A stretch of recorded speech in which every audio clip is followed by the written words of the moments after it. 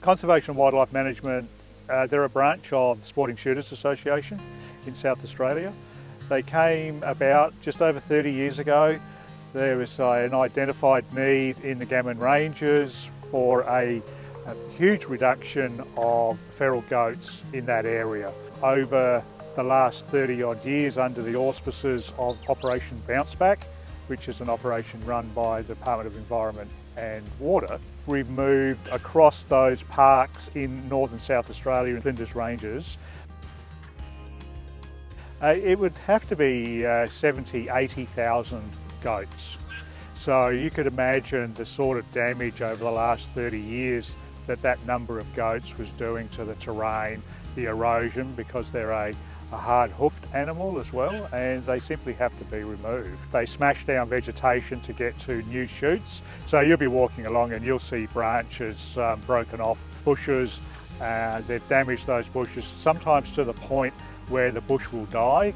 They'll also eat back a lot of the natural grasses, being hard-hoofed through the mountains in that area, the tracks that they leave, and there's just the hundreds and the thousands of goats. They just wear a path which from several kilometres away it's clearly visible with the human eye, so it's a huge impact on the landscape. Our people are highly trained. They go through marksmanship assessments before they can become members, so we abide by a code of conduct for ground shooting operations against all the animals that we remove. The primary focus is the humane destruction of that animal. And that's not only driven within Conservation and Wildlife Management, but it's driven by the department. Foremost is that the animal is dispatched humanely and that it's essentially a one-shot kill. But we're all contributing to the environment of South Australia. I mean, I'm involved in the coordination of a coil protection program. It's a program that government has invested millions of dollars into for the reintroduction of coils into the Ikera Flinders Ranges. We contribute towards the protection of those coils through, by way of removal of feral cats.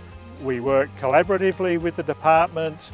They are involved in the activities that they do for their protection, whether that's baiting. We do the ground shooting follow-up. So that's something that I get a lot of satisfaction from, is that contributing to such a significant project in South Australia. One of our largest issues is getting some support in relation to the cost of fuel. I mean, all of us do literally tens of thousands of kilometres every year, and with the price of fuel in 2023, those costs are very high for us. So we try and seek some support for fuel costs.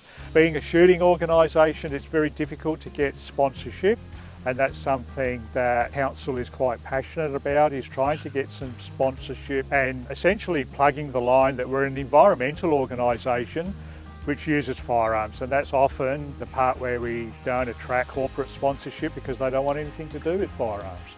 But we've got an activity which involves spotlighting. We have a dedicated vehicle solely for that, so it's very, very safe to use, encapsulated by a frame in the back of a ute. That car is pushing 20 years old now. It needs replacing, but we would like to get some corporate sponsorship, if we could, to contribute towards replacing that vehicle. I'm Rob Parks. I'm the Vice President for Sporting Shooters Association South Australia, Conservation and Wildlife Management.